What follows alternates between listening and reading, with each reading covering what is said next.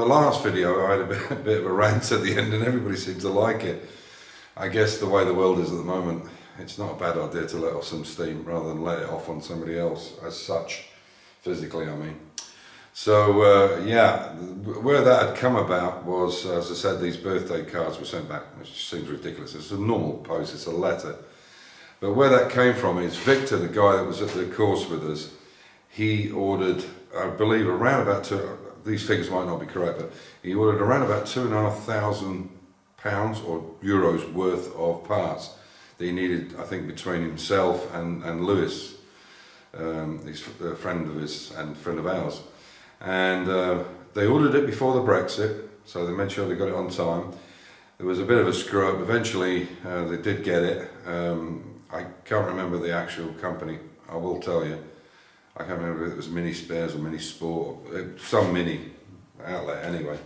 Anyway, the upshot of it was, to make a long story short, it ended up in France 3 times and went back to the UK. So it went to France, back, France, back, France, back. Eventually it ended up in Austria, ended up in Graz, which is the second largest city in Austria, which is where they live, and went back.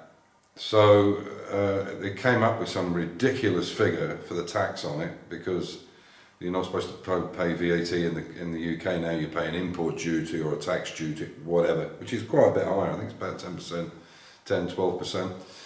Anyway, so it coming backwards and forwards 4 times with the couriers, and then eventually, you know, they said, well, I'm just cancelling the order. So eventually they got their shit together and they sorted it out. But what I don't understand is, you know, as taxpayers, I'm not a taxpayer anymore because I'm retired. I did my bit for the UK and for Australia and so on, all the places I've lived in the world.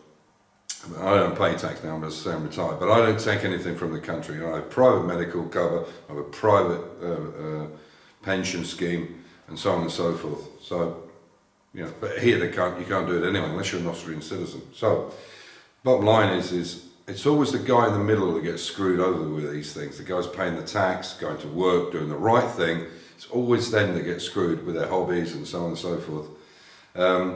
And these people, these bureaucrats that we have, these overpaid fucking bureaucrats that we have in the EU and the UK, you know, they're there. We're paying, as taxpayers, we're paying their salaries, and they're fucking screwing us over. There's something badly wrong with the system. But the red tape and the bureaucracy could have easily been avoided. I mean, it was 4 years, for Christ's sake, that they were arguing backwards and forwards about this shit, and now it's an issue? I mean... Okay, so we've checked the pedal box from the shaft there to the master cylinders, and they're accurate, so there's no problem there. So everything's good. And I'll show you what we've done, or what I've done with the pedal. So this is the shaft from the front and rear brake. Now obviously these extensions need to be the same, so I've measured them, and also there needs to be movement in between there and that bearing in the center. But if I lift this over, you can see as it comes out quite clearly, and I'll bring it down, you can see quite clearly that that one is going to touch before that one touches. See that quite clearly, and yet they're exactly the same length.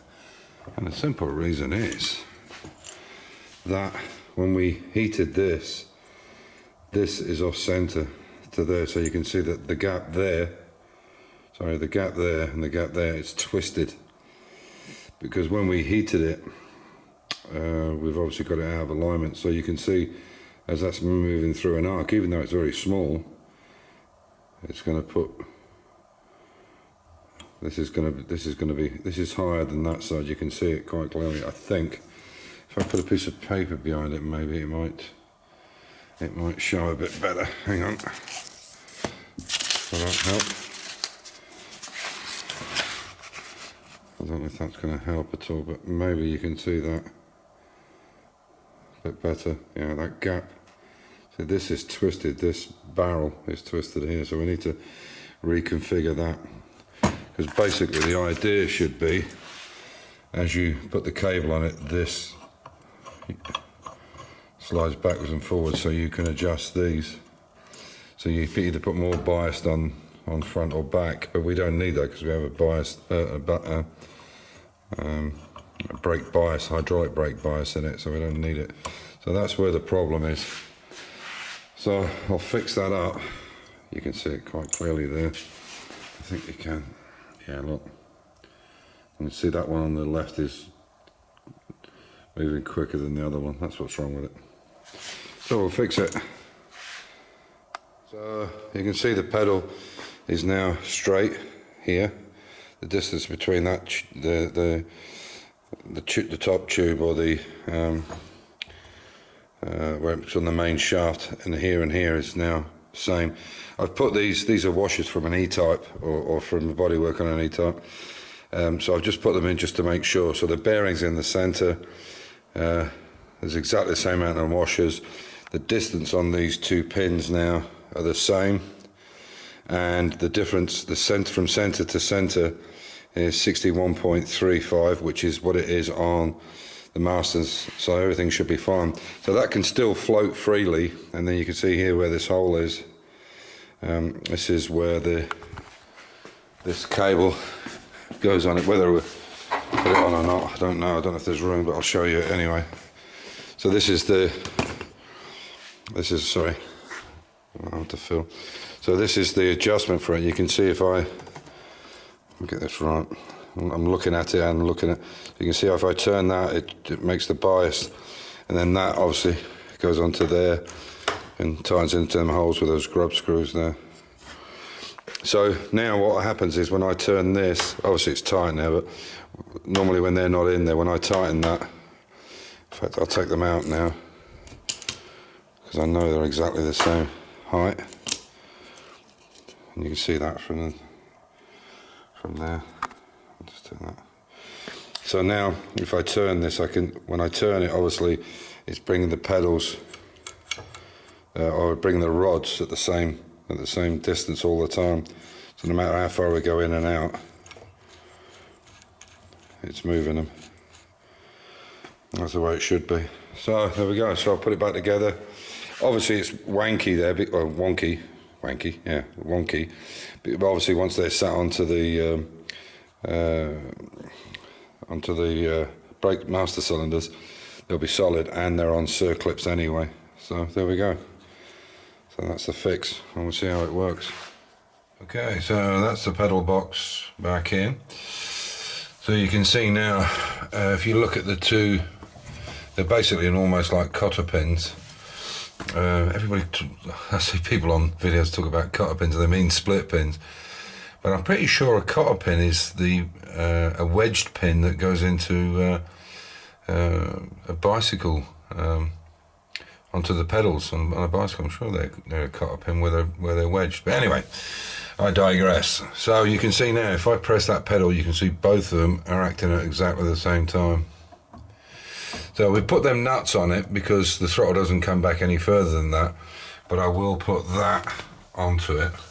It goes onto the end here, but I just need to make a bracket for it.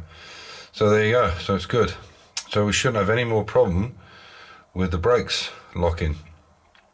And what I'll do now is, when I take the E-type on Wednesday for its pickle, for its MOT, I will put this up onto the ramp, change the wheels, but I'll change the pads back to the fast road pads, but not these racing ones. So we'll use these for the racing pads. We'll use somewhere like Red Bull Ring or a big circuit where we can get some heat into them, and for the hill climb we'll use the ones I already have, because you can't really get your brakes up to temperature on a hill climb because you're mostly accelerating.